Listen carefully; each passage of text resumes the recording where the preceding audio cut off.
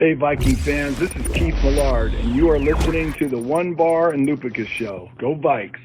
All right, welcome back to the One Bar and Lupicus Show. In this episode, we're going to be talking a little bit of the middle past, a little bit of the future. We're going to be talking for better or worse. Vikings who left this offseason, are we for better or are we for worse? Yeah, we're going to miss them when they're gone. Or are we better off without them? Let's dive into it here. See who's gone and whether or not we're going to end up missing them in 2021. Yeah, and there's some players we're going to miss, and there's definitely some that we won't, but let's start off with one right off the bat. Let's start off with tight end Kyle Rudolph, who is now a New York Giant. Is he going to just burn our bridges? I don't think he's going to burn our bridges, but I think there is going to be some parts where you're going to miss him. I think from a leadership standpoint, from a how to be a pro standpoint, his presence in the locker room will be missed. And then also on the field, in the red zone. I mean, this guy was a damn red zone magnet. The catches he would make, how he would reach his big old mitts out there, catching these Kirk Cousins passes that look like they're going to be incomplete. Somehow he jumps up, catches them with one hand, gets both feet in. That's what we will miss if we miss anything about Kyle Rudolph. Love me some Kyle Rudolph. Will the Vikings miss him? Absolutely not. Wish him well with the Giants, but we got Irv Smith. Just watching some of his highlights from the OTAs. Hot shit. He looks good. Athletic tight end, something we haven't had in quite a while. So as much as I love everything he did for the Vikings, I think we're for better here. I think we're for better. And we also have Tyler Conklin. Don't forget him. Let's pass the torch, as they say. Pass that torch. Next up, let's go to defensive end, Mr. Ifeadi Odenigbo, who is also a New York Giant. Yeah, we're not going to miss him. You know, we missed him last year when he didn't do anything. So yeah, I'm over him. Not interested. Gone. No. You look at the guys they brought in. They brought back Weatherly, a couple of draft picks. Odenigbo, I still think he didn't get his. I think he did a little bit better than we think last year. I think we're just looking at the sack numbers. But no, we're also for better here. So we're 2 for 2 right off the bat. Yeah, I just feel like he was one of these guys. Maybe my expectations are way too high with Odenigbo last year, but I really thought like he might have been. Maybe they were, but I think his role and maybe his role with the Giants should be as that situational pass rusher, not a starter. Get 8 to 10 snaps a game. See what you can do there, because that's he does better coming off the bench. Well, let's again, we're pulling for him, but we will not miss him. No, let's go to another guy. Let's go to safety Anthony Harris. The Eagles just get a deal with this guy. Very cheap contract. Cheaper than anybody expected. He's been our starting safety for the last handful of years. Undrafted free agent. Will we miss him?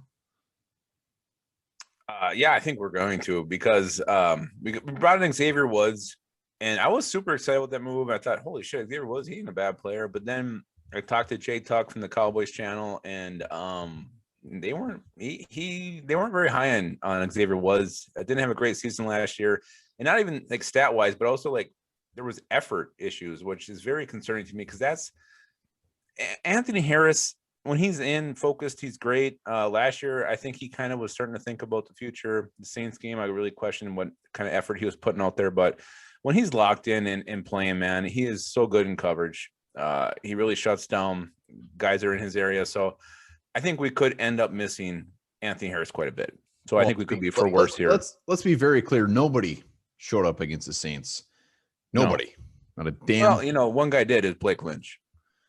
Well, Blake Lynch. All right, fine. I'm kind of torn on this one. Are we for better or for worse? I'm not saying Woods is gonna be as good as Harris, but I guess I'll lean towards the worst, just because Woods won't be as good as Harris. But Harris had a kind of a shit year last year. I think the big thing with Harris is he's always exceeded expectations. Undrafted free agent, just really was always out there balling. But I think it's going to be pretty even on that one. What I'm worried about is if you compare it to peak Harris, when he was really, locked in that year, was it 2019 when he had, 7 or 8 interceptions, breaking up passes? That guy was just, no one threw anywhere near him. So that's what we could have, what my concern is. Harris is a damn ball hawk.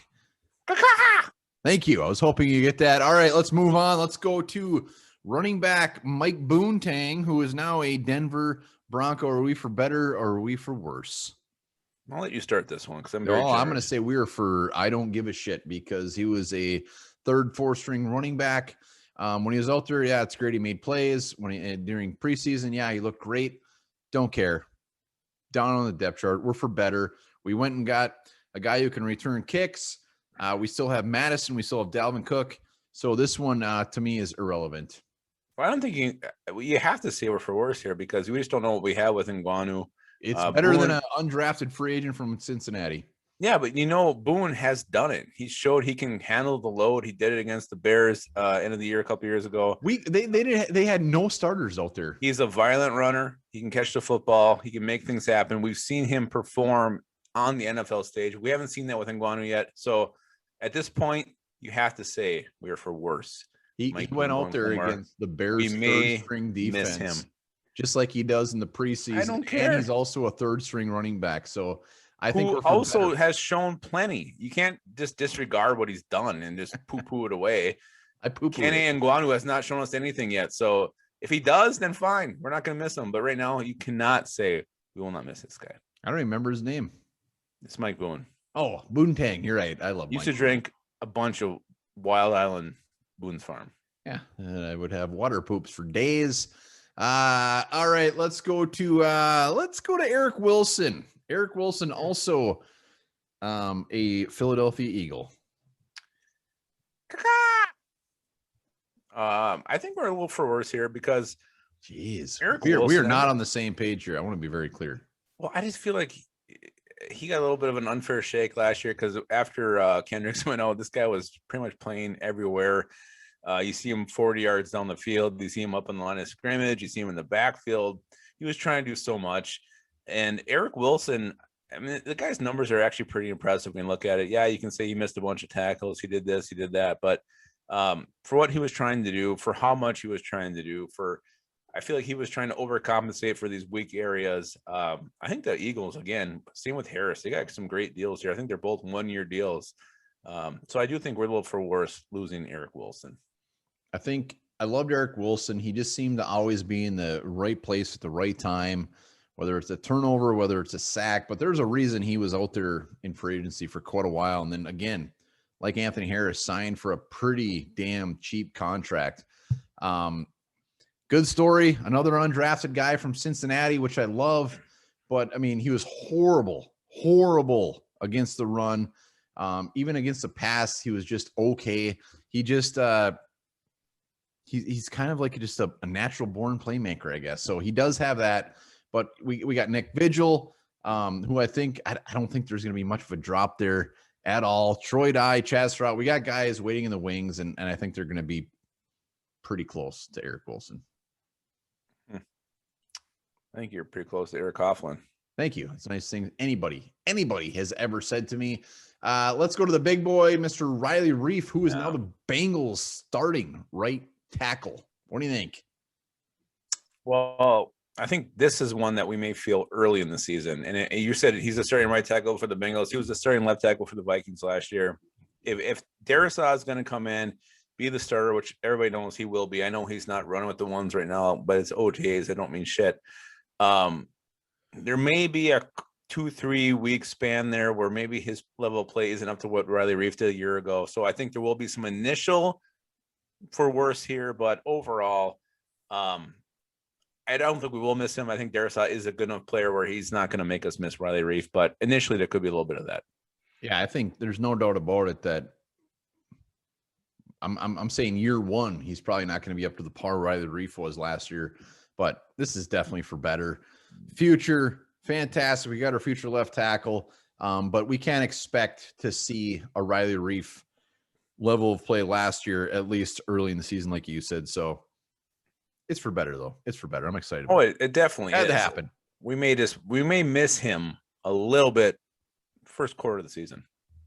That's those are the big names. Let me give you a bonus one. Are we for better or for worse that Sean Mannion is not on this team right now, and he's probably sitting at the local VFW getting absolutely shit-faced? Is he doing pull tabs? Damn right he is. Box 3. Is he winning? I hope so. Yeah, we're for better here. Kellen Mond is a much more talented prospect and player than Sean Mannion. Kellen Mond has more talent in his left nut than Sean Mannion has in both of his nuts. Wow. I didn't think you were going to even give an explanation, but yes, I agree. Kellen Mond's little sack is full of talent. And just like this 2021 Minnesota Vikings team, that is our for better or worse. Let us know in the comments where we completely stepped on our dick.